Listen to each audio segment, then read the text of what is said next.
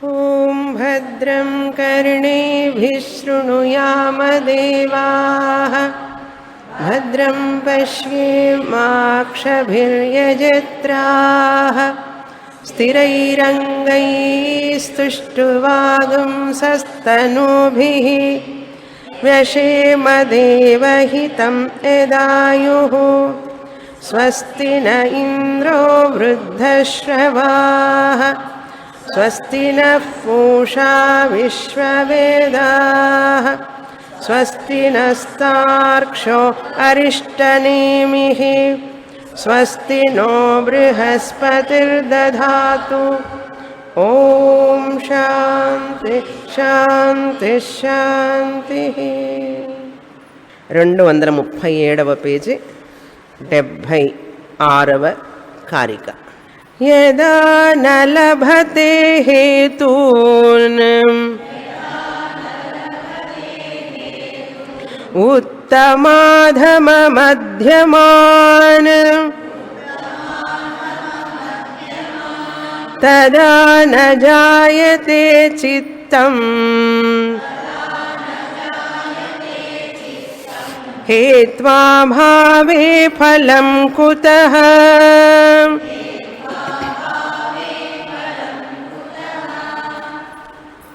హేత్వభావే గౌడపాదాచార్యుల వారు ఈ అలాత శాంతి ప్రకరణంతో మాండూక్య ఉపనిషత్తుల మీద వారి కారికలను పూర్తి చేస్తున్నారు. మనం చివరి భాగంలో ఉన్నాం. ఇప్పుడు ఇక్కడ ఏం చెప్తున్నారంటే ఈ సంసార కారణం ఏమిటి, ఈ సంసారం నుంచి నివృత్తి ఎలా లభిస్తుంది. సంసారం అంటే అజ్ఞానం, ఆత్మ అజ్ఞానం. ఆత్మ అజ్ఞానం వలన అధ్యాస అంటే అహంకారంతో కూడినటువంటి భ్రమ, అధ్యాస.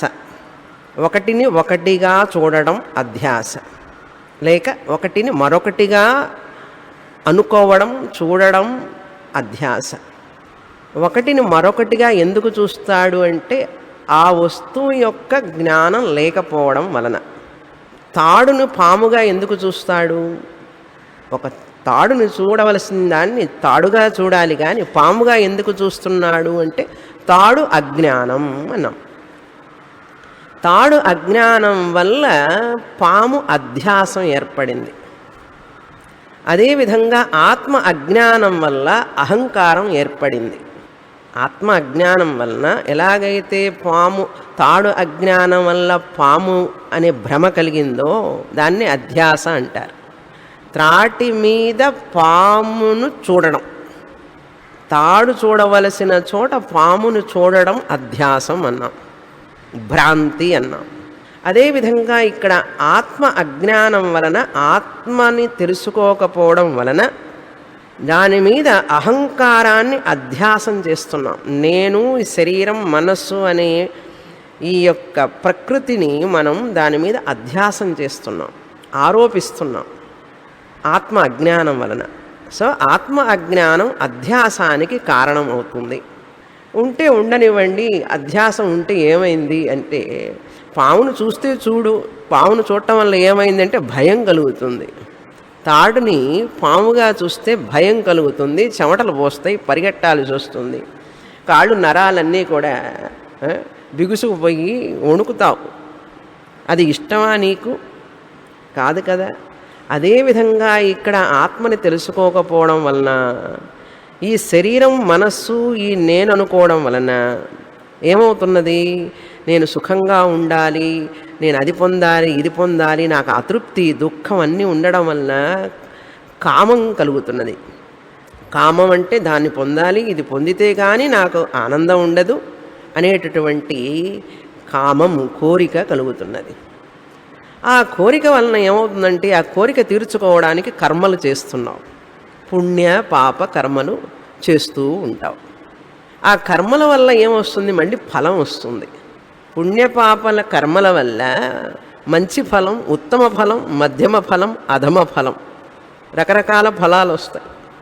పుణ్యకర్మలు చేస్తే ఉత్తమ ఫలం వస్తుంది, మంచి జన్మ వస్తుంది. పాపకర్మ చేస్తే పాప ఫలం వస్తుంది, మళ్ళీ పశుపక్షాదులుగా బల్లి నల్లి పిల్లిలాగా పుడతాడు.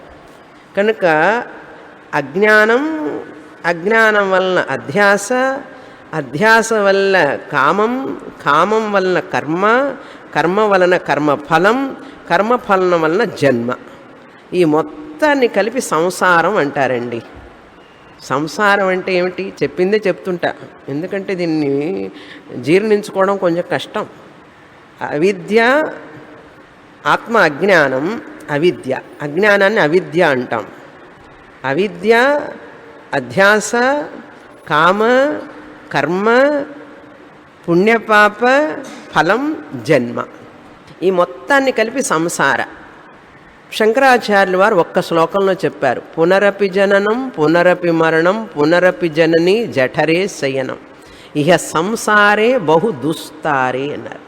ఈ సంసార జనన మరణం అనే సంసారాన్ని దాటడం దుస్తారే అన్నారు, అంటే చాలా కష్టం అన్నారు.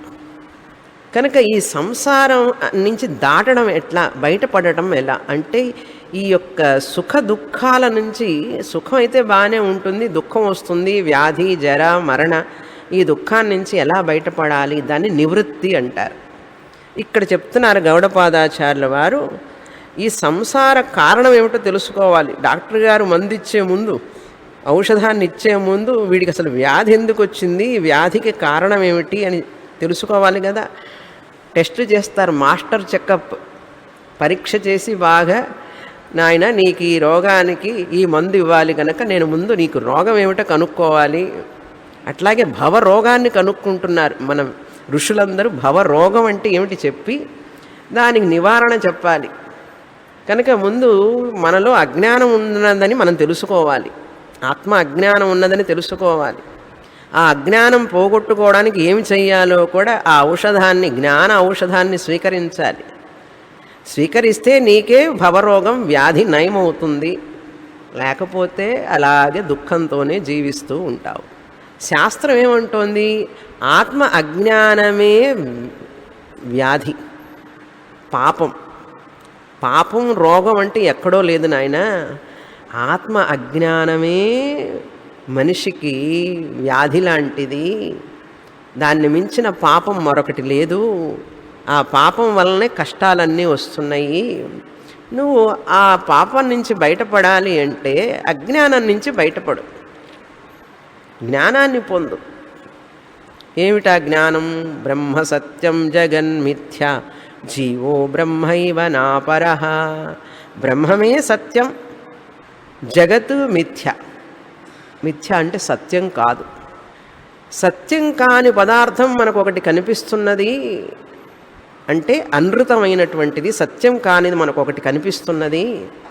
ఆ అనృతమైనటువంటిది, అసత్యమైనది కనపడాలి అంటే దానికి ఒక అధిష్టానం ఉండాలి. ఉదాహరణ చెప్తే మీకు అర్థమవుతుంది. ఇప్పుడు నీడ చూసాం మనం. నీడ చూసినప్పుడు ఆ నీడ సత్యమా అసత్యమా, నిజమా? అది కాదు. నిజం కానిది కనపడుతున్నది అంటే నిజమైనది ఏదో ఉండాలి కదా. ఇంత ఆలోచించాలి చూడండి. వేదాంతం అనేది ఆలోచనా పరులకండి. వేదాంతం ఆలోచనా పరులకు. నిజం కానిది మనకేదో కనపడుతున్నది అంటే దానికి ఏదో సత్యమైనటువంటిది ఒకటి ఉండాలి, నిజమైనటువంటిది. అంటే పామును చూస్తున్నాం, పాము నిజం కాదు.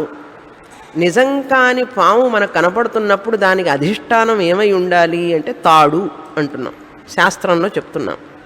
తాడు నిజమైనటువంటిది, పాము నిజం కాదు. కనుక నిజం కానిది కనపడుతున్నప్పుడు ఆ నిజం కానిది కనపడుతున్న దానికి ఏదో సత్యమైనది ఒక ఆధారం ఉండాలి, అధిష్టానం. ఆధారం, అధిష్టానం అంటే ఆధారం. ఆధారం లేకుండా, ఆశ్రయం లేకుండా అసత్యమైనది కనపడదు. కనుక అక్కడ పాము కనపడుతున్నదంటే దానికి ఆధారం ఏమిటండి? తాడు. అదేవిధంగా ఈ ప్రపంచం సత్యం కాదని చెప్తున్నది శాస్త్రం. మాకు సత్యంగా కనపడుతోంది, నీకు కనపడుతుంది నాయన, అది సత్యం కాదు, మిథ్య అన్నది శాస్త్రం. ఆ మిథ్య అన్నప్పుడు అది అనృతమైనప్పుడు, నిజం కానప్పుడు దానికి ఏదో అధిష్టానం ఉండి ఉండాలిగా, దానికి ఆధారం ఏదో ఒకటి ఉండి ఉండాలి కదా. ఏమిటి ఆ ఆధారం అంటే బ్రహ్మ సత్యం అని చెప్పింది. బ్రహ్మమే ఆధారం. బ్రహ్మ మీద ఈ ప్రపంచము ఆరోపింపబడింది అధ్యాసం వల్ల, మన అహంకారం వలన, అజ్ఞానం వలన ఈ ప్రపంచం నామరూపాలన్నీ మనం సత్యం అనుకుంటూ ఉన్నాం. ఈ బ్రహ్మ మీద ఆరోపింపబడినాయి. బ్రహ్మ అధిష్టానం. తాడు లేకుండా పాము ఎక్కడున్నదండి? మనకు కనపడుతున్న పాము తాడు లేకుండా ఉంటుందా? ఉండగలదా? నిజమైన పాము కాదు, స్నేక్ పార్క్లో పాము కాదు, మనం తాడు మీద పాముని భ్రమించేటటువంటి పాము. ఆ పాము తాడు లేకుండా ఉండగలదా? ఉండలేదు. అదేవిధంగా ఈ ప్రపంచం కూడా బ్రహ్మ అధిష్టానం లేకుండా ఉండలేదు. అది తెలుసుకోవాలి మనం. ఈ బ్రహ్మం ఎవరయ్యా అంటే శాస్త్రం ఏముంటోంది? తత్వం అసి అన్నది. నువ్వే ఆ బ్రహ్మానివి అన్నది. ఇప్పుడు ఇంతవరకు చెప్పిందంతా ఒక మెట్టు. ఏమిటి? మనకు కనపడే ప్రపంచం సత్యం కాదన్నప్పుడు దానికి ఏదో ఆధారం ఉండాలి, ఆ ఆధారం బ్రహ్మమే అని తెలుసుకోవడం ఒక మెట్టు. తెలుసుకున్న తర్వాత ఈ బ్రహ్మం ఎవరయ్యా అంటే ఎవరో కాదు నాయన, తత్వం అసి మహావాక్య. ఆ బ్రహ్మము నువ్వే, రెండో మెట్టు. ఇక్కడే కొంచెం మనకు వెలక్కాయ పడుతుంది గొంతులో. ఆ బ్రహ్మము నేనే అన్నప్పుడు ఏ నేను ఇక్కడ? శరీరం, మనస్సు, అహంకారంతో ఉన్నటువంటి నేను అనేటువంటిదా, ఆత్మ చైతన్యం అనే నేనా? ఈ రెండు కలిస్తేనే కదా నేను. ఆత్మ చైతన్యము, ఈ మనస్సు, అహంకారం రెండు కలిస్తేనే నేను. ఈ రెండింటిలో ఈ జగదధిష్టానం బ్రహ్మము నేనే అంటున్నామే, ఈ ఆత్మ చైతన్యం, ఉనికి, ఎరుక. నేను ఉన్నాను, ఉన్నాను అనేది ఉనికి. నేను నాకు తెలుసు, నేను ఉన్నానని నాకు తెలుసు. నేను మాండూక్యోపనిషత్తు క్లాసు వింటున్నానని నాకు తెలుసు. అర్థమవుతున్నదని తెలుసు, అర్థం కావడం లేదని కూడా అప్పుడప్పుడు అర్థం కావడం లేదని కూడా తెలుసు. ఆ తెలుసు అనేది ఎరుక. ఎరుక, ఉనికి. ఈ ఎరుక, ఉనికి అనేటటువంటి బ్రహ్మతత్వమే సంస్కృతంలో తైత్రీయోపనిషత్తులో చూసాం. సత్యం, జ్ఞానం, అనంతం బ్రహ్మ. ఆ సత్యం, ఉనికి నీవే, ఆ జ్ఞానం, ఎరుక నువ్వే. కనుక ఆ బ్రహ్మం ఎవరు? నువ్వే. ఇప్పుడు జగత్తుకి బ్రహ్మ అధిష్టానం అని చెప్పాం. బ్రహ్మను నేను, సత్యం, ఉనికి, ఎరుకని. అప్పుడు జగత్తుకి అధిష్టానం ఎవరండి? నేనే. నేనే అంటే శనాయనగర్లో ఉంటాను, ఫలానా వారి భార్యని అని చెప్పకూడదు. ఆ నేను కాదు ఇది. ఈ నేను ఉనికి, ఎరుక, ఎగ్జిస్టెన్స్ కాన్షియస్నెస్ ప్రిన్సిపల్, చైతన్యం, సత్, చిత్, అది నా నిజస్వరూపం. అదే నేను, అదే బ్రహ్మము. కనుక నేనే ఈ జగత్తుకి ఆధారం. ఎలా? నేను ఉనికినిస్తున్నాను ప్రతి వస్తువుకి. పుష్పం ఉన్నది అంటే నేను చెప్తేనే పుష్పం ఉన్నది అనేది, లేకపోతే దాని ఉనికి ఉన్నా ఒకటే, లేకపోయినా ఒకటే. నేను తెలుసుకుంటేనే కదండి పుష్పం ఉన్నదని, నేను తెలుసుకుంటేనే కదా ఆ చైతన్యం అక్కడ ప్రసరించాలి. కనుక జగత్తు మొత్తానికి నేనే అధిష్టానం, ఆత్మ చైతన్య రూపంగా నేనే అధిష్టానం. ఇది వేదాంతం యొక్క సారం. ఇది మనకు జీర్ణం కావటానికి ఒక జన్మలోనే సరిపుచ్చుకుంటారో లేకపోతే జన్మ జన్మలు సరిపుచ్చుకుంటారో మీ ఇష్టం, శాస్త్రం చెప్తోంది. కనుక ఇప్పుడు ఇక్కడ ఏం చెప్తున్నారంటే ఈ 76వ కారికలో ఈ జ్ఞానం మనకు ఎలా వస్తుంది అని అంటే, అవస్థాత్రయ సాక్షిని చైతన్యాన్ని నేను, పంచకోశ విలక్షణ సాక్షి చైతన్యాన్ని నేను జీవుణ్ణి కాదు అని తెలుసుకోవాలి. కనుక ఇక్కడ రెండు రకాల వాళ్ళకి శాస్త్రం సమాధానం చెప్తుంది. జూనియర్స్కి, సీనియర్స్కి. జూనియర్స్ అంటే కొత్తగా వచ్చే వాళ్ళకి, ఏమి అనుభవం లేకుండా శాస్త్రంలో కొత్తగా వస్తూ ఉంటారు, అర్థం కాకుండా జూనియర్స్ అంటారు. చూసారు, కాలేజీలో కూడా జూనియర్స్, సీనియర్స్ అంటారు కదా. వేదాంతం క్లాసులో కూడా ప్రాథమిక విద్యార్థులు, ఉన్నత విద్యార్థులు అని అర్థం. ఉన్నత అంటే ఏమిటి? చాలా కాలంగా చదువుతూ ఉన్నారు, 15 ఏండ్లుగా. 15 ఏండ్లుగా చదివే వాళ్ళంతా సీనియర్ విద్యార్థులు. అంత మాత్రాన 15 ఏళ్ల నుంచి చదువుతున్నంత మాత్రాన అర్థమవుతుందని ఏం గ్యారంటీ లేదండి. ఊరికే అనుకుందాం. కనుక జూనియర్గా ఉండే వాళ్ళందరికీ ఒక సమాధానం చెప్తుంది శాస్త్రం. ఈ పునర్జన్మ ఉన్నదా నిజంగా? అసలు ఈ జన్మ ఏమిటి? దీని నుంచి ఎట్లా బయటపడతాం అనే దానికి ఒకళ్ళకి ఒక రకమైన సమాధానం, మరొకళ్ళకి మరొకమైన సమాధానం. జూనియర్ స్టాండ్ పాయింట్లో చెప్తాను ఆన్సర్ ఇప్పుడు, తర్వాత సీనియర్ స్టాండ్ పాయింట్లో. ఇది మెట్టుగా వెళ్ళాలి. ఇది జూనియర్స్ అందరూ ఏమనుకుంటారు? మొదట వేదాంతానికి వచ్చే ముందు నేను ఇట్లా చెప్పంగానే స్టూడెంట్స్ అందరూ నేను జూనియర్నా సీనియర్నా ఆలోచించుకుంటూ ఉంటారు. జూనియర్నా సీనియర్నా స్వామిని మీరు చెప్పండి. నేను చెప్పను, నాకు తెలియదు మీరు జూనియర్సో సీనియర్సో, మీ ఇష్టం, మీ యొక్క వివేచనను బట్టి ఉంటుంది. అది సీనియర్సే అనుకుందామే, జూనియర్స్కి ఎవరికో చెప్తున్నారు అనుకోండి, తక్కువగా ఎందుకు అంచనా వేసుకోవడం. ఓకే, ఈ పునర్జన్మ అనేది ఉన్నదా లేదా జూనియర్స్కి ఎలా చెప్తుంది శాస్త్రం అంటే, మొదటి మెట్టు ఈ జీవుడు ఏమనుకుంటాడు, జూనియర్ స్టూడెంట్ ఏమనుకుంటాడంటే వాళ్ళకి ఇదే అర్థమవుతుంది. అందుకని నేను జీవుణ్ణి, మొదటి పాయింట్, నేను జీవుడిని, నేను పుట్టాను, నాకు పుణ్యపాప కర్మలు ఉన్నాయి, సంచిత కర్మ, ఆగామి కర్మ, ప్రారబ్ధ కర్మ, 3 రకాలైన కర్మలు నాకున్నాయి. నేను ఏదో పాపమో పుణ్యమో చేసి పుట్టాను అనేటటువంటి ఆలోచన ఉంటుంది. మొదట ఏముంటుంది? నేను జీవుణ్ణి అని ఉంటుంది. తర్వాత నాకు పుణ్యపాప కర్మలు ఫలము ఉంటుంది. అందుకే అంటుంటాం కదా నా కర్మ అనకుండా నా కర్మ అంటాం తెలుగులో. కర్మ కాదు, అది కర్మ. నేను చేసినటువంటి పుణ్యపాపల కర్మ ఫలమే నేను ఈరోజు అనుభవిస్తున్నాను కనుక అందుకని నా తల రాత, నాకు పుణ్యం పాపం అన్నీ ఉన్నాయి పోయిన జన్మల్లో, ఇప్పుడు పుట్టాను, అనుభవిస్తున్నాను. తర్వాత మెట్టు ఇంకా వెళుతూ ఉంటాను. ఇట్లాగే ఆలోచన మామూలు పామరజనులందరూ అనుకునేది ఇదే కదండి, అందరూ అనుకునేది ఇదే కదా. నేను పుట్టాను, జీవుణ్ణి, నాకు కర్మలు ఉన్నాయి, చాలా కర్మలు చేస్తున్నాను నేను.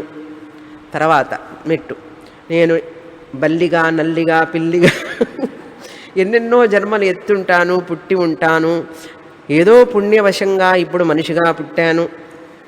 తర్వాత ఇది అన్నమాట నెక్స్ట్ మెట్, నేను జీవుణ్ణిగా పుట్టాను. జీవుడిగా ఎందుకు పుట్టానంటే నాకు సంచిత కర్మలు, ప్రారబ్ధ కర్మలు, ఆగామి కర్మలు.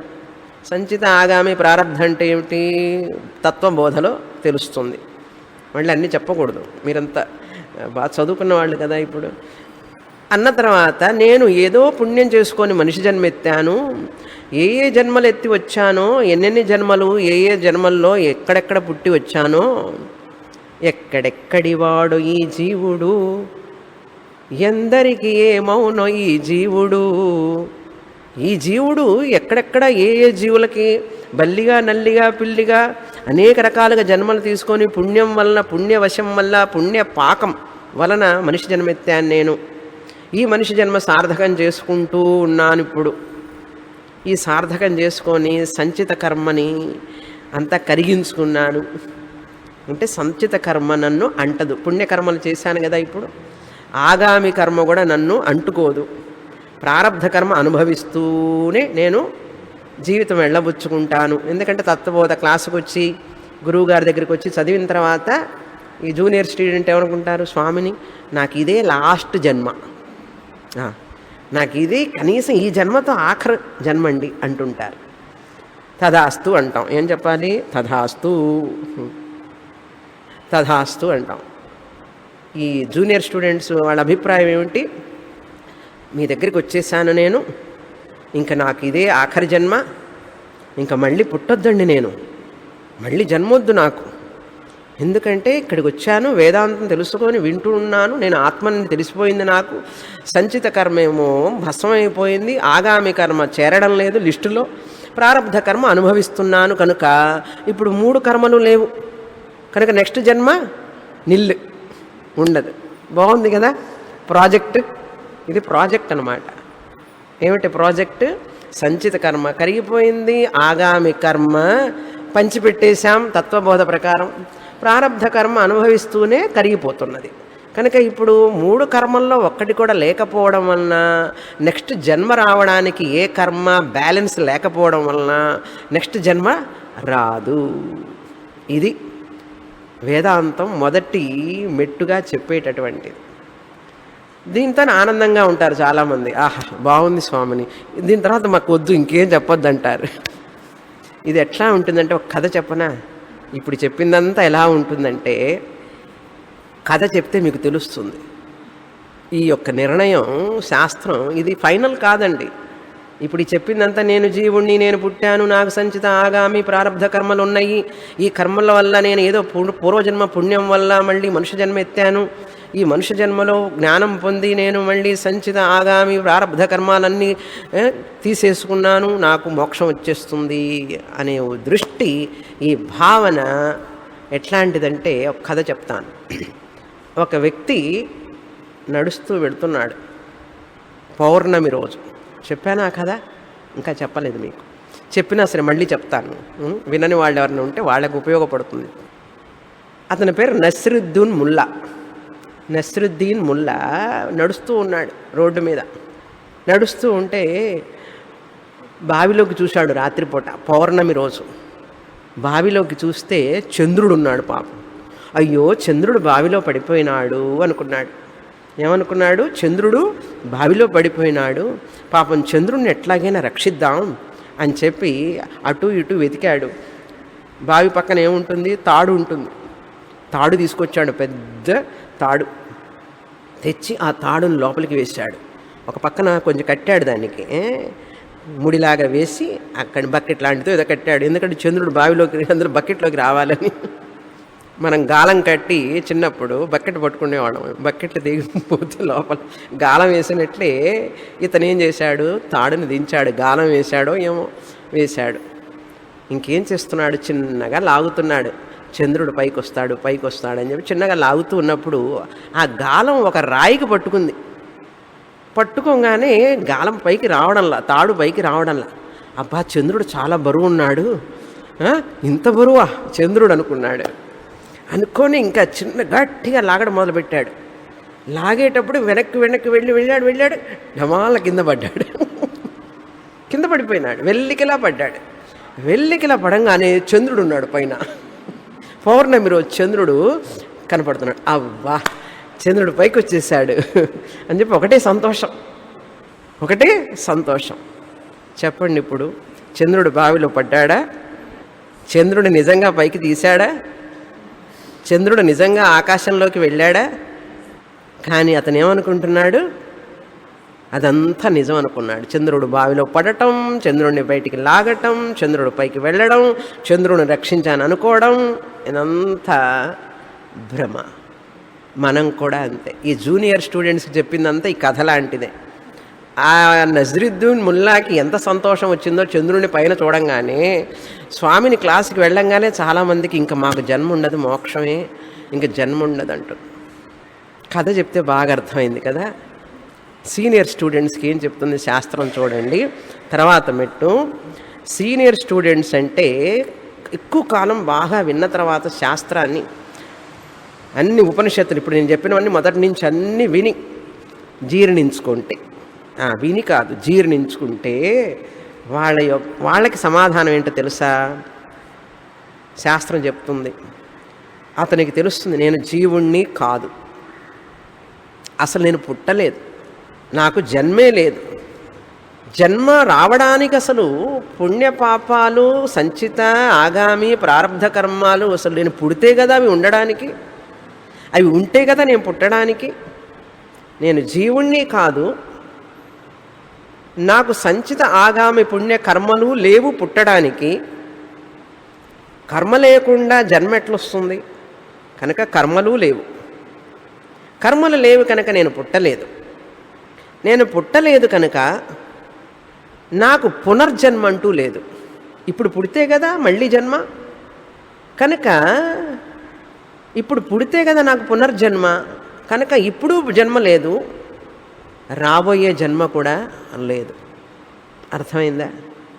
నేను జీవుణ్ణి కాదు, నాకు జన్మ లేదు, జన్మ ఉండడానికి కావలసిన సంచిత ఆగామి ప్రారబ్ధ కర్మలు కూడా మిథ్య, జీవత్వం మిథ్య, జన్మ అనేటువంటిది మిథ్య. జన్మ అనేది లేకపోవడం వల్ల పునర్జన్మ ఎక్కడ ఉంటుంది? కుతః అన్నాడు. ఎక్కడ నుంచి చూడండి అసలు కారికలో, హేత్వాభావే ఫలం కుతః. అది ఇంత కథ చెప్పింది మీకు. హేతు అంటే సంచిత ఆగామి కర్మలు లేకపోవడం వలన అభావే కుతః ఫలం. జన్మ అనే ఫలం ఎక్కడి నుంచి వస్తుంది? జన్మ అనేదే లేదు నిజంగా. కనుక ఇది ఉత్తమాధికారులకి, అడ్వాన్స్డ్ స్టూడెంట్స్కి, సీనియర్ స్టూడెంట్స్కి చెప్పబడేది. కానీ ఇది జీర్ణించుకోవడం చాలా కష్టం అందరికీ. ఫస్ట్ జూనియర్ స్టూడెంట్గా ఉండు, తర్వాత సీనియర్ అవుతావు నువ్వు కూడా. అందుకని హేతు అభావే ఫలం కుతః. నేను ఏ జన్మలు తీసుకోలేదు, అసలు నేను పుట్టడం అనేదే లేదు. కారణం ఉంటే కదా. నిమిత్తాభావే నైమిత్తికాభావ, కారణ అభావే కార్య అభావ. జీవుడిగా పుట్టాలి అంటే కర్మ ఉండాలి. కర్మ లేకపోవడం వలన నిజంగా జీవుడిగా నేను పుట్టలేదు. మరి జీవుడు అంటున్నారు కదండి, అది భ్రమ. నువ్వు జీవుడిగా అనుకుంటున్నావు కాబట్టి జీవుడు అంటూ చెప్తున్నది శాస్త్రం. నీతో పాటు కాసేపు నడుస్తుంది శాస్త్రం. తెలిసిన దాని నుంచి తెలియని దానికి తీసుకువెళ్ళడం టీచింగ్ మెథడాలజీ అంటారు. తెలిసిన దాని నుంచి తెలియని దానికి తీసుకువెళ్ళడం పద్ధతి. ఇక్కడ కూడా నేను జీవుణ్ణి పుట్టాను అనుకుంటున్నాడు. వీడికి సడన్గా నువ్వు జీవుడు కాదు, పుట్టలేదు అంటే వీడు శాస్త్రాన్ని వదిలిపెడతాడు. శాస్త్రం అందుకే జాగ్రత్తగా, నాయనా నువ్వు పుట్టావు, నువ్వు జీవుడివి, చూసావా శాస్త్రం బాగా చెప్తోంది నాకు. అప్పుడు శాస్త్రం అంటే ఇష్టపడతాడు. కొంచెంగా వస్తాడు క్లాసుకి. వచ్చిన తర్వాత బాగా వింటాడు. వీడు ఇంక వెళ్ళిపోడు క్లాసు నుంచి అని బాగా శాస్త్రానికి తెలిసినప్పుడు కొన్ని ఉపనిషత్తుల తర్వాత గౌడపాదాచార్యుల వారు, నువ్వు జీవుడివి కాదు, నీకు పుట్టుక లేదు, మళ్ళీ పునర్జన్మ అంటావేమిటి అసలు? ఇది లాస్ట్ జన్మట. అంటే లాస్ట్ జన్మ అంటే అన్ని జన్మలు ఉన్నాయని, మళ్ళీ జన్మ ఉండదని, ఇది కంప్లైంట్ అన్నమాట. ఫిర్యాదు చేయడం. ఈ ఫిర్యాదులు చేస్తుంటారు చూసారు అందరు. ఎందుకంటే ఈ జీవత్వం, ఈ జీవుడు అనుభవించే కష్టాలన్నీ సత్యం వాళ్ళకి. ఇవన్నీ పరమసత్యం అని బెంచ్ మీద కూర్చొని 2 మైకులు పెట్టుకొని కూర్చొని చెప్పినంత మాత్రాన మా కష్టాలన్నీ లేకుండా పోతాయా ఏంటి? ఏమండి మా కష్టాలన్నీ లేకుండా పోతాయా అన్నాడు. దానికి ఒక్కటే ఉదాహరణ చెప్తుంది శాస్త్రం. నువ్వు కలలో ఎన్నో చూసావు, ఆ చూసినవన్నీ ఉన్నాయా? కలలో చూసినవన్నీ మెలకువతో ఉన్నవాడికి ఎలాగో లేవో, అదేవిధంగా ఈ మెలకువతో ఉన్నవాడు అనుభవించే కష్ట సుఖాలన్నీ కూడా ఆత్మదృష్టితో జ్ఞానం పొందిన వాడికి ఉండవు. అది కలకి జ్ఞానానికి ఏమిటి తేడా అంటే, మేలుకున్న తర్వాత కల కనపడదు, కల పదార్థాలు ఉండవు. కానీ జ్ఞానం వచ్చిన తర్వాత ఈ పదార్థాలు ఉంటాయి, ఈ వస్తువులు ఉంటాయి, ఈ మనుషులు ఉంటారు. సూర్యోదయం లేదని తెలిసిన తర్వాత కూడా సూర్యోదయాన్ని చూస్తున్నావా లేదా? సూర్యోదయం లేదని అందరికీ తెలుసు మనకు, కానీ సూర్యోదయం ఉన్నట్లుగా కనపడుతుంది.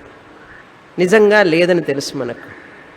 భూమి గుండ్రంగా ఉన్నది, నిజంగా భూమి మనకు చదరంగా ఉన్నట్లుగా కనపడుతున్నది. కనుక మన అనుభవం అలాగే ఉంటుంది, కానీ మన జ్ఞానంలో మార్పు ఉంటుంది. అదేవిధంగా ఇక్కడ కూడా కలలో వస్తువులు మళ్ళీ దొరకవు, కానీ జ్ఞానం వచ్చిన తర్వాత మీ ఇల్లు అక్కడే ఉంటుంది, భార్య భర్త పిల్లలు అందరూ ఇంటాక్ట్, ఏం ప్రాబ్లం ఉండదు. హాయిగా మళ్ళీ మీరు యథావిధిగా ఉండొచ్చు. అది జ్ఞానానికి కలకి తేడా. ఈ 2 అర్థమైనాయి కదా జూనియర్స్కి సీనియర్స్కి. జీవుడు లేడు, జీవుడు మిథ్య, జీవో బ్రహ్మైవ నాపరః. జీవుడు బ్రహ్మమే. కనుక నేను అనేది, ఈ శరీరం మనస్సు అనేది పరికరం, ఇది సత్యం కాదు. ఇది నేను సత్యం అనుకోవడం వల్ల నేను దుఃఖాన్ని అనుభవిస్తున్నాను. రాగం, ద్వేష, మమకార, అహంకారం వలననే నా దుఃఖం వస్తున్నది.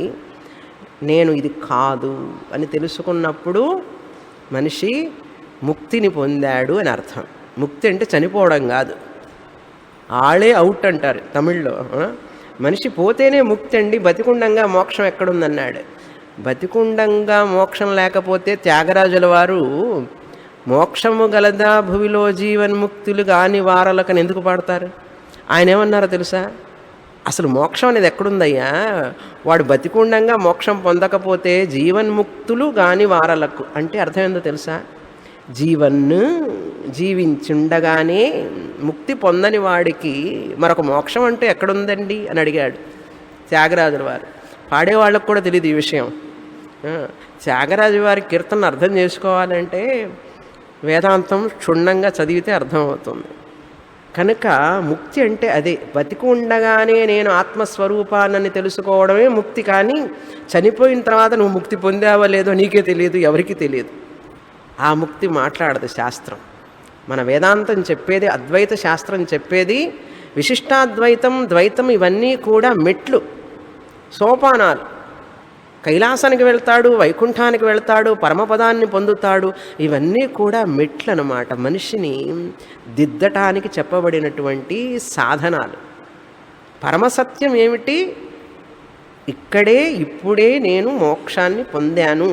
మళ్ళీ ఒకటి, మోక్షాన్ని పొందడం కూడా లేదు. ఇప్పుడు అది చెప్పబోతున్నారు. నాకు మోక్షం వచ్చింది అంటే పోతుంది అని అర్థం. వచ్చింది పోతుందండి ఎప్పుడైనా. మరి ఇంకేమిటండి ముక్తి అంటే? నేను ఎప్పుడూ ముక్తుడినే, మోక్షం అనేది పొందే వస్తువు కాదు, నా నిజస్వరూపమే, ఆత్మస్వరూపమే, ముక్తస్వరూపం ఇది, నిత్యముక్తుడిని నేను. మోక్షాన్ని పొందడం అనేది శాస్త్రం ఒప్పుకోదు. గురువుగారు కూడా మోక్షాన్ని ఇవ్వలేరు. సహజమైన దాన్ని భగవంతుడు కూడా మార్చలేడు. సహజమైన దాన్ని, స్వభావ సిద్ధమైన దాన్ని భగవంతుడు కూడా ఆల్టర్ చేసేటటువంటి అధికారం లేదు, శక్తి లేదు ఆయనకి. నేను ఆత్మస్వరూపాన్ని ఇప్పుడే ఇక్కడే అయ్యున్నాను నేను, దాన్ని భగవంతుడు కూడా మార్చలేడు. మరి భగవంతుడిని ఎందుకండి పూజించడం? మేము ఆత్మే కదా ఆల్రెడీ, ఇంకా ఆయన ఎందుకన్నాడు? ఈ జ్ఞానం రావడం కోసం ఆయన సహాయం కావాలి. జ్ఞానం పొందడానికి భగవంతుడి సహాయం, నేను ముక్తుడిని తెలుసుకోవడానికి భగవంతుడి సహాయం అవసరం లేదు. అర్థమైందా? ఇది చాలా ఇంపార్టెంట్. వేదాంతులంటే వీళ్ళకి భక్తి లేదనుకుంటారు జనం. భక్తి లేనివాడు వేదాంత జ్ఞాని కాలేడు. భగవంతుడు దేనికి కావాలి? నేను జ్ఞానం పొందడానికి కావలసిన శక్తి ఇవ్వడానికి నాకు భగవంతుడు కావాలి, భగవంతుడి సహాయం కావాలి. మోక్షాన్ని పొందడానికి భగవంతుడి సహాయం అక్కర్లేదు. ఎందుకనంటే నేను మోక్షస్వరూపుణ్ణి, నా స్వభావం అది. అర్థమైందా? ఇప్పుడు చూడండి కారికలో, యదాన లభతే హేతూన్, ఎప్పుడైతే హేతూన్ సంచిత ఆగామి ప్రారబ్ధ కర్మలు ఇవన్నీ లేవో, ఆ కారణాలు లభించడం లేదో, అప్పుడు ఉత్తమ అధమ మధ్యమాన్, ఉత్తమ జన్మ పుణ్యకర్మ వలన, పుణ్యపాప మిశ్రమం వలన మధ్యమ జన్మ, పాపకర్మ వలన అధమ జన్మ. ఇదంతా కేటగరైజేషన్. ఇవన్నీ ఎక్కడున్నాయండి? అందుకని ఆ గుడికెళ్ళి ఈ గుడికెళ్ళి ఆ దోషం పోవాలి, ఈ దోషం పోవాలి. 7.5 తెలుసా? మీకు బాగా తెలుసు. 7.5 అనగానే అర్థమైపోయింది. ఏలినాటి శని, మన తెలుగులో అంటాం ఏలినాటి శని అంటారు. 7.5. ఈ 7.5 పోవడానికి ఆ గుళ్ళు తిరిగి గుళ్ళు తిరిగి శాస్త్రం అంటుంది నీకేమిట్రా 7.5, నువ్వు ఆత్మస్వరూపానివి. అనాత్మకి ఎప్పుడూ దోషం ఉంటూనే ఉంటుంది, దాన్ని మార్చలేవు. ఆత్మలో ఎప్పటికీ దోషం లేదు, దానికి నువ్వేమి చేయక్కర్లేదు. కనుక ఇప్పుడు ఏం చేయాలి మనం? ఇది ఎంత చేసినా అంతే, కొరే ఎంత. దీంట్లో మార్పు చేయలేం.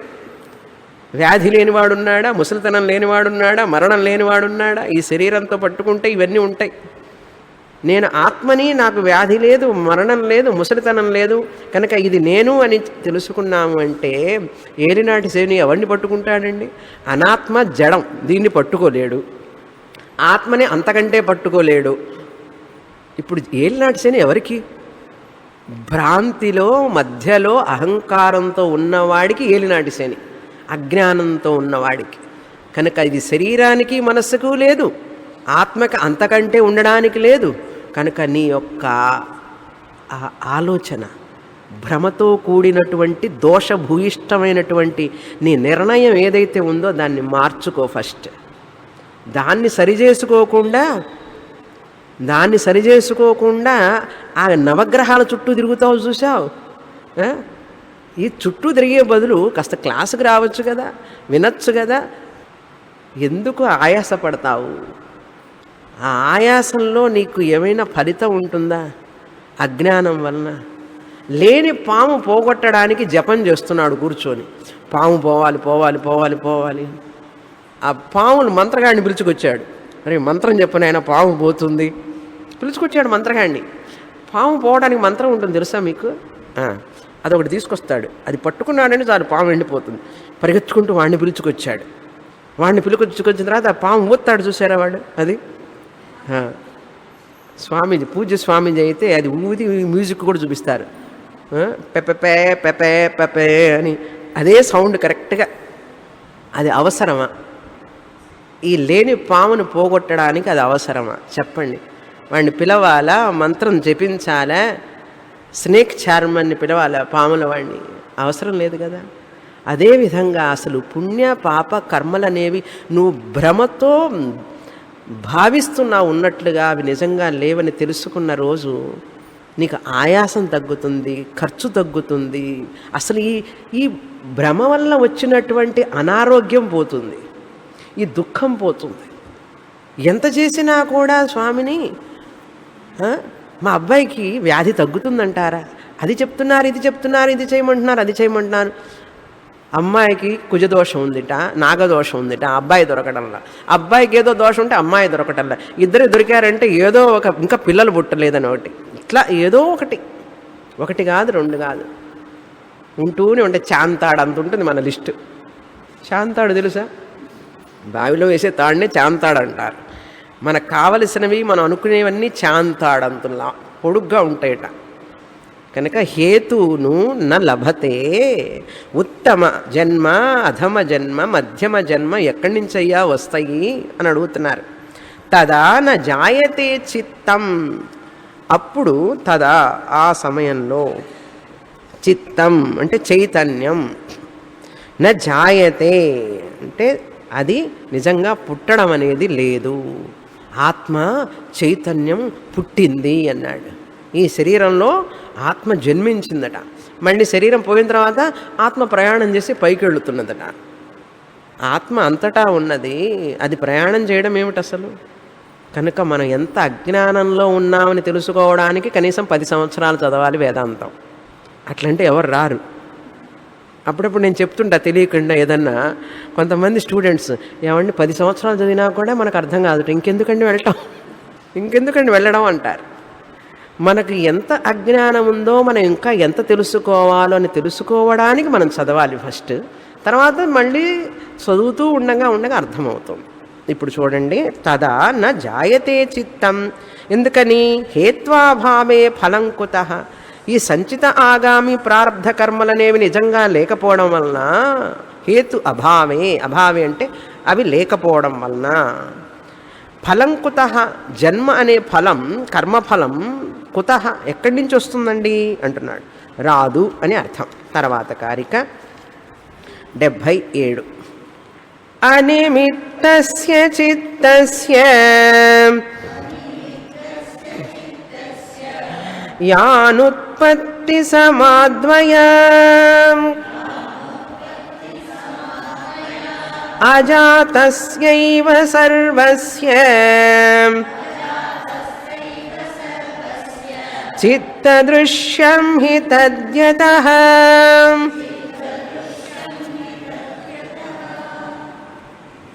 ఇవన్నీ కూడా చాలా ముఖ్యమైన కారికలు. నేను జీవుణ్ణి అనే ఆలోచనని వదిలిపెట్టడమే మోక్షం.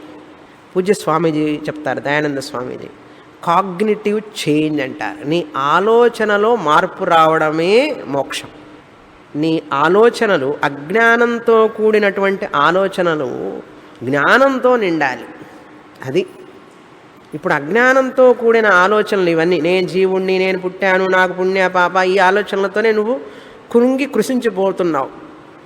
మన వాళ్ళు ఏమంటారో తెలుసా తెలుగులో? దానికి వినడానికి కొంచెం బాగుండదు, చెప్తానైనా. కుడితి తొట్టిలో పడిన ఎలుకలాగా అన్నారు. చిన్నప్పుడు మనం కుడితి తొట్టి ఉంటుంది, అన్ని కడిగినవన్నీ అందులో పోస్తుంటారు. ఆ వాసనకి ఇది పాపం ఏదో తిందామని అందులో పడుతుంది. అందులో పడి ఇంకా పైకి రాలేక గిరగిర తిరుగుతూ ఉంటుంది. కుడితి తొట్టిలో పడిన ఎలుకలాగా ప్రాణం కోసం అలమటిస్తుంటుంది. అది మనం కూడా అంతే. ఈ సంసారంలో పడి ప్రతి క్షణం దుఃఖం దుఃఖం దుఃఖం. సుఖంలో ఉన్నప్పుడు కూడా ఈ దుఃఖం పోతుందేమో అనే దుఃఖం. స్వామిని ఎప్పుడు దుఃఖం దుఃఖం అంటారేమిటి? మేమంతా సుఖంగా ఉన్నాం కదా. ఆ సుఖంలో ఉన్నప్పుడు కూడా ఈ సుఖం పోతుందేమోననే దుఃఖం. చెప్పు, నువ్వు దుఃఖంలో ఉన్నావా సుఖంలో ఉన్నావా? ఇప్పుడు దుఃఖంలో ఉన్నప్పుడు దుఃఖంలో ఉన్నావు, సుఖంలో ఉన్నప్పుడు కూడా కనపడని దుఃఖంలో ఉన్నావు. పోనీ అప్పుడైనా ఆనందించవచ్చు కదా. దానికి ఉదాహరణ ఏం చెప్పాను, గోల్డ్ స్పాట్ మాజా తాగేటప్పుడు కింద బాటం చూస్తాడు. హాయిగా చల్లటి పానీయం తాగుతుంటే ఆనందంగా తాగొచ్చు కదా. బాగుంది, చల్లగా ఉంది, తీయగా ఉన్నది, ఆనందించవచ్చు కదా. ఈ ఆనందించకుండా ఆ క్రింద అయ్యో అయిపోతున్నదే అయిపోతున్నదే అయిపోతున్నదే. ఇప్పుడు వీడు ఆనందిస్తున్నాడా దుఃఖపడుతున్నాడా? మీరే చెప్పండి. ఇంకో ఉదాహరణ చెప్పాను కదా, మా ఇల్లు చాలా బాగుంది, చాలా కట్టారు. ఇప్పుడు ఇల్లు బాగా కడుతున్నారు కదా, అందరూ బాగా కడుతున్నారు కదా. డూప్లెక్స్ అని చాలా ఫామ్ హౌస్లని కట్టి దిష్టి తగులుతుందేమో అని భయం. ఎక్కడ ఇల్లు ఆనందిస్తున్నాడు, అందుకని పెద్ద గుమ్మడికాయ కడతాడు. దిష్టి కోసం అని చెప్పి ఏమీ కడతాడు, తాళ్ళన్నీ కడతాడు, ఆ బొమ్మ ఈ బొమ్మ కడతాడు. ఎన్ని బొమ్మలు ఎందుకురా ఇల్లు కట్టాడు, ఇంటి ఎవరు దిష్టి తగులుతుంది అంటాడు. ఎవరో దిష్టి పెడతారని ఇప్పుడే బాధపడతాడు. దిష్టి తగిలిందండి అని కూడా అంటాడు. ఎందుకంటే ఆలోచనలోనే ఉన్నాడు కదా. తగలకపోయినా దిష్టి వినాయకుడు, ఆయనకు ఒక పేరు. పాప వినాయకుడిని తీసిపోయి దిష్టి వినాయకుడ. అసలు ఈ దిష్టి వినాయకుడు వెనకటి రోజుల్లో ఉన్నాడండి, ఇప్పుడు వచ్చాడు రీసెంట్గా. దిష్టి వినాయకుడు ఏమిటండి అసలు? పాపం పోయి ఆయనకి దిష్టి వినాయకుడు అని పేరు పెట్టడం ఏమిటి? ఏమైనా చేస్తాం మనం, తిమ్మిని బొమ్మ అయినా చేస్తాం, బొమ్మని తిమ్మి చేస్తాం మనం అంతా ఘటికులం కదా. ఏం ఘటికులం అంటే మాయ యొక్క గొప్పతనం ఇదంతా. అఘటిత ఘటన పటీయసి మాయ. మాయ చెయ్యనటువంటి నాటకం లేదు, ఏమైనా చేయిస్తుంది. ఇక్కడ చూడండి, అనిమిత్తస్య చిత్తస్య.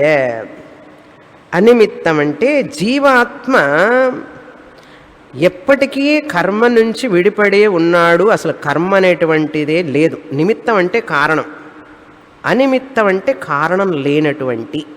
అనిమిత్తం కర్మ అభావే ఇత్యర్థ. అంటే కర్మ లేదు ఎవరికి? చిత్తస్య, చైతన్యం లేక జీవాత్మ. ఎందుకంటే జీవాత్మే కదా పరమాత్మ. కనుక జీవాత్మకి కర్మ అనేటువంటిది నిమిత్తమే లేదు అసలు పుట్టడానికి. ఏమండి మరి శాస్త్రంలో చెప్పారు కదండి జీవుడు పుట్టాడని.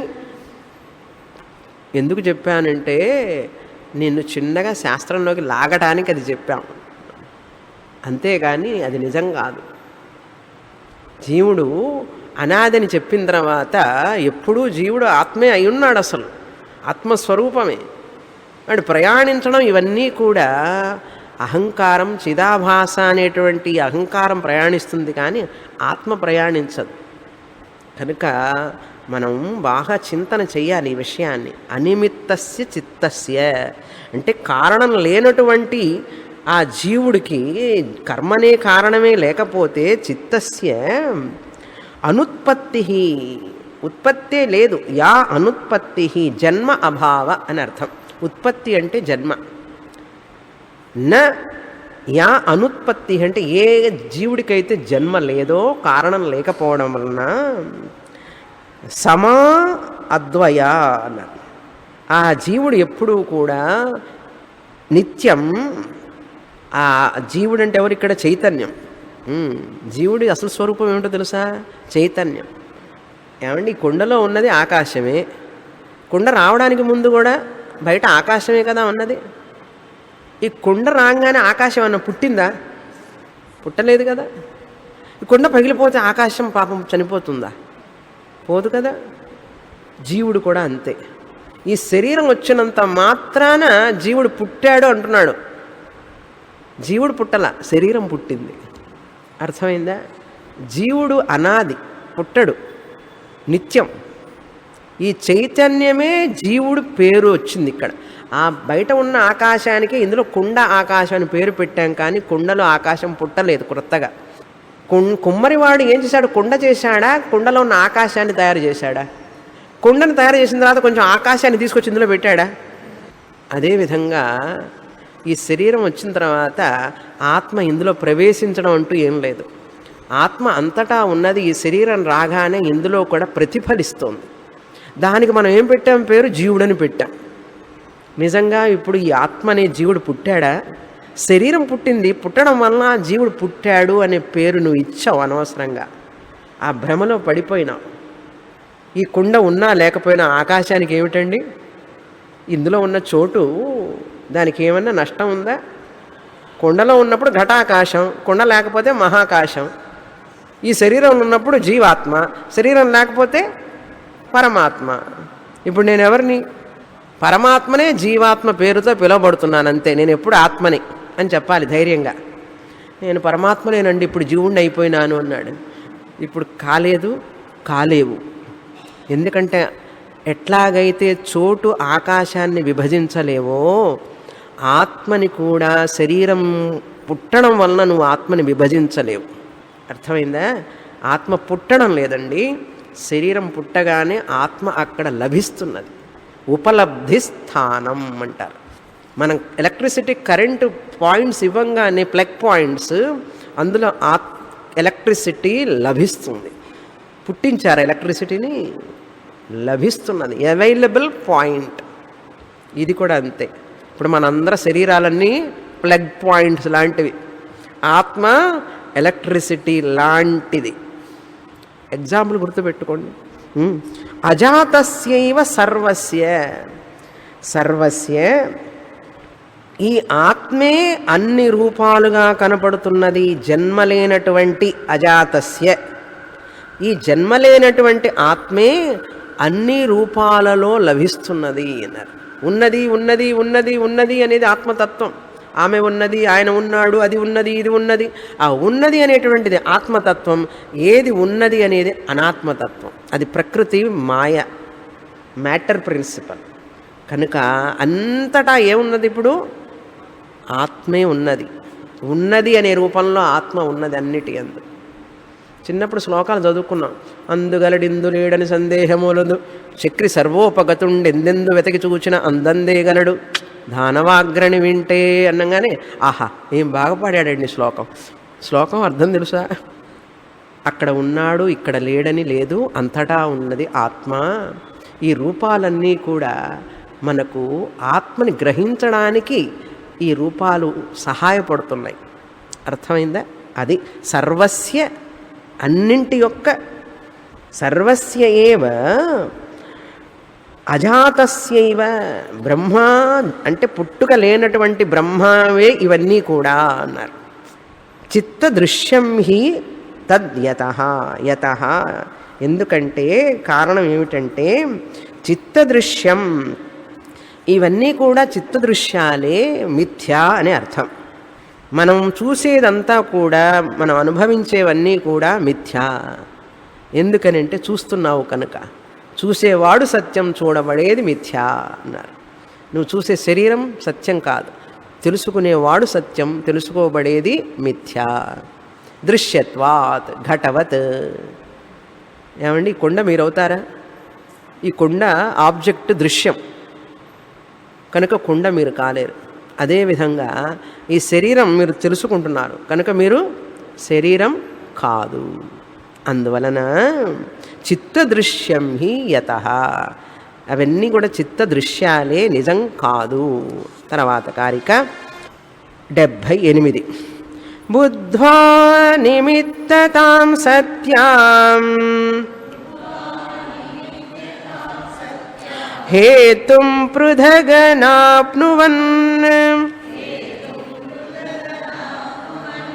వీతశోకం తథా కామం అభయం పదమశ్నుతే. ఇప్పుడు ఈ జ్ఞానం కనుక పొందితే ఏమిటి ప్రయోజనం అని చెప్తున్నారు. ఏమిటి ప్రయోజనం? ఇంత జ్ఞానాన్ని పొందితే, నేను బ్రహ్మాన్ని, ఆత్మస్వరూపాన్ని అని పొందితే ఏమిటండి ప్రయోజనం అంటే వీత శోకం అన్నారు.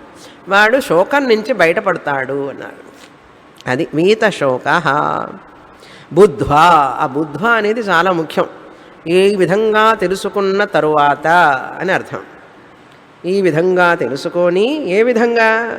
సోమవారం సోమవారం మాండుక్యోపనిషత్తు క్లాసులో కూర్చొని ఏకాగ్రతతో విని జీర్ణించుకొని, జీర్ణమైన అన్నం శక్తిస్తుందా, జీర్ణం కాని అన్నం శక్తిస్తుందా? జీర్ణమైన అన్నం శక్తిస్తుంది. అదేవిధంగా గురువుగారు చెప్పిన వాక్యాన్ని మనం జీర్ణం చేసుకోవాలి. ఎప్పుడు జీర్ణం అవుతుందో మనకు తెలియదు, అయినప్పుడు అవుతుంది. వింటూ ఉంటే అవుతూ ఉంటుంది. వింటూ ఉన్నాం అనుకోండి, మనం తింటూ ఉంటే ఉంది, లోపల ఉన్నది జీర్ణం అయి తీరాలి, అవుతుంది.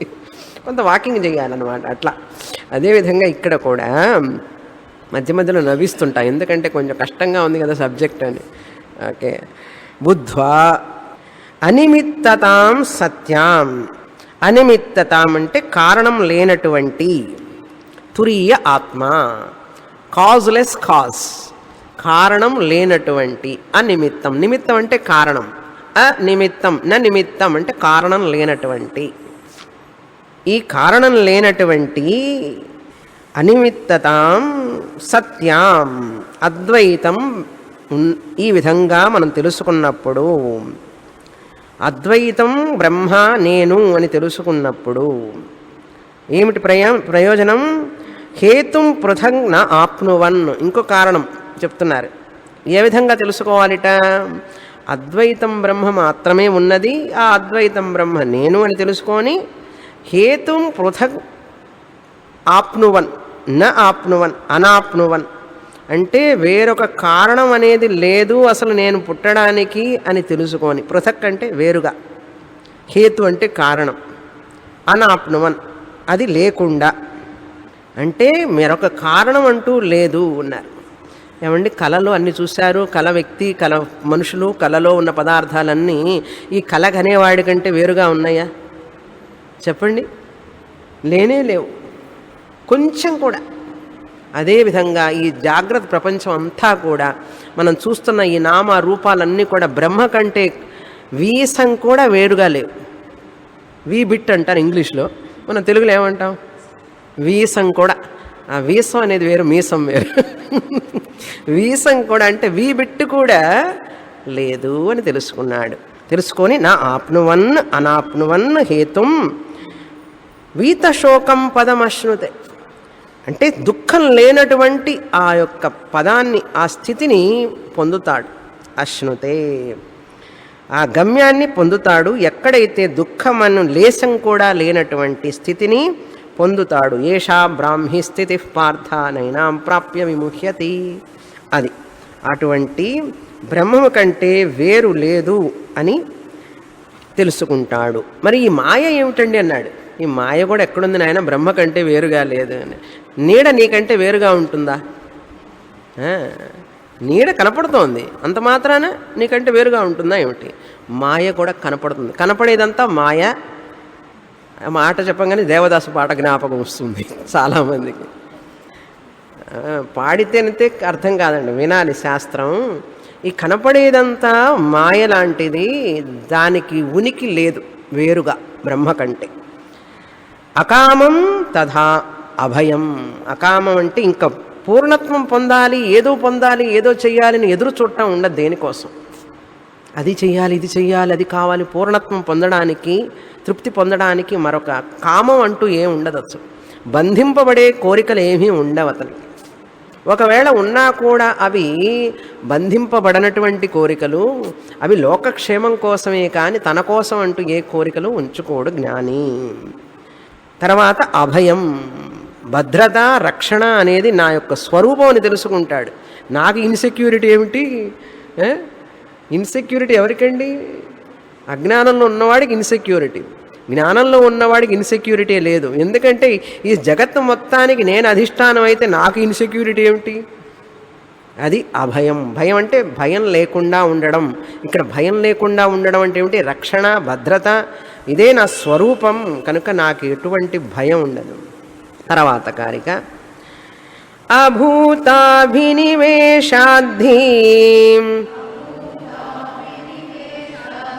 సదృశే తత్ ప్రవర్తతే వస్త్వభావం సబుద్ధ్వైవ నిస్సంగం వినివర్తతే. ఇక్కడ యుక్తి చెప్తున్నారు. అసలు ఈ జ్ఞానికి ఈ అభయం ఇవన్నీ ఎలా లభిస్తున్నాయి, అకామం అభయం ఇవన్నీ ఎట్లా లభిస్తున్నాయి, ఏమిటి లాజిక్ అన్నారు. విను చెప్తానన్నారు. అభూత అభినివేశాద్ధి సదృశే తత్ ప్రవర్తతే. తత్ ప్రవర్తతే. ఈ స్థూల శరీర అభిమానం అంటే ఈ స్థూల శరీర అభిమానం రంగాన్ని విశ్వ, నేను జాగ్రత్త పురుషుడు అని అర్థం. ఈ జాగ్రత్త పురుషుడు తత్ ప్రవర్తతే ప్రవర్తిస్తున్నాడు. స్థూల శరీరాభిమాని ఆత్మ విశ్వ ఇత్యుచ్యతే. ఈ విశ్వడు మేల్కొనేవాడు, మేల్కొని ఉన్నటువంటి ఈ వ్యక్తి సదృశే ఏం చూస్తున్నాడు, ఇది మిథ్య, ఈ శరీరం స్థూల శరీరం మిథ్య, ఈ స్థూల శరీరాంటి మిథ్య లాంటి మరొక మిథ్యాన్ని చూస్తున్నాడు ప్రపంచాన్ని. అది మిథ్య ఇది మిథ్య, రెండు మిథ్యలు ఇంటరాక్ట్ చేస్తున్నాయి. గుణేషు వర్తంతే. ఇది మిథ్య అది మిథ్య, ఇది సత్యం అనుకుంటున్నాడు అది సత్యం అనుకుంటున్నాడు, ఇది అది సత్యం అనుకోవడం వల్ల ఏమవుతోంది, బాధపడుతున్నాడు. సినిమా సీరియల్ చూసినంతసేపు సీరియల్ అని గుర్తుంచుకోవాలి, లేకపోతే అందులో కూర్చొని ఏడుస్తాం మనం కూడా. సీరియలే. ఇది కూడా ఒక పెద్ద డ్రామా లాంటిది, ఇది ఒక డ్రామా లాంటిది. ప్రపంచమే ఒక నాటక రంగం, కదిలిస్తే సదరంగం అన్నారు. నాటకం ఇది, ఇది ఒక నాటకం అది ఒక నాటకం. నేను ఆత్మ సత్యం, ఇది నాటకాన్ని నాటకంగా తెలుసుకొని ఆనందించు. ఇట్ ఈస్ ఎ స్పోర్ట్, లేకపోతే ట్రబుల్సమ్. జీవితం అనేది దుర్భరం, భారం. విరాగస్య గృహం తపోవనం అన్నాడు. నీ గృహమే తపోవనం. నీకు ఎప్పుడైతే జ్ఞానం ఉంటుందో ఆశ్రమాలకు వెళ్ళక్కర్లేదు. ఈ శ్రమం అని చెప్పి ఆశ్రమానికి వెళ్ళి అక్కడ శ్రమ పడతావు. కనుక ఇక్కడే ఆనందాన్ని అనుభవించు. ఎక్కడ ఉన్నావో, ఏ చోట్లో ఇచ్చాడో భగవంతుడు నిన్ను, ఆ ఇచ్చిన చోట్లోనే నేను బ్రహ్మస్వరూపాన్ని తెలుసుకో. గురువు దగ్గరికి వెళ్ళి తెలుసుకొని సుఖంగా జీవించు అన్నాడు. అది ఇక్కడ తత్ ప్రవర్తతే సదృశే అభూతాభినివేశాత్. అభూత అంటే లేనటువంటి, అభినివేశం అంటే ఈ యొక్క రాగం వల్ల, అభినివేశం అంటే పొసెసివ్నెస్, అటాచ్మెంట్, అనురాగం, విపరీతమైనటువంటి నేను నాది అనేటటువంటి ఈ తీవ్రమైన రాగం వల్ల అభినివేశాత్. అభూత లేనటువంటి దాన్ని నిజంగా నువ్వు ఉన్నదని భ్రమించి దాని మీద మమకారం పెంచుకుంటున్నావు. లేని దాని మీద మమకారం పెంచుకోవడం వల్ల నీకు దుఃఖం వస్తుందా సుఖం వస్తుందా మీరే చెప్పండి. దుఃఖమే వస్తుంది. మరి ఎందుకండి ఇంత దుఃఖంలో పడుతున్నావు అన్నాడు. అజ్ఞానం. కనుక ఏం చేయాలి, నెక్స్ట్ క్లాస్కి వచ్చి బాగా వింటే తెలుస్తుంది. పూర్ణమదః పూర్ణమిదం పూర్ణాత్ పూర్ణముదచ్యతే పూర్ణస్య పూర్ణమాదాయ పూర్ణమేవావశిష్యతే. ఓం శాంతి శాంతి శాంతి. హరి ఓం శ్రీ గురుభ్యో నమః. హరి ఓం.